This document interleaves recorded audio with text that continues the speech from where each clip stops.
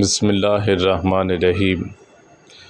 حضرت ابن عمر رضی اللہ تعالیٰ عنہما سے روایت ہے، ایک شخص نبی کریم صلی اللہ علیہ وسلم کی خدمت میں حاضر ہوا اور عرض کیا، اے اللہ کے رسول، مجھ سے ایک بڑا گناہ سرزد ہو گیا ہے، کیا اس کی کوئی توبہ کی شکل ہے؟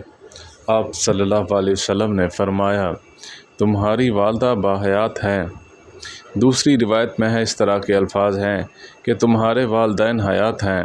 انہوں نے کہا نہیں۔ تو آپ صلی اللہ علیہ وسلم نے ان سے پوچھا، تمہاری خالہ زندہ ہیں؟ اس نے جواب دیا ہاں۔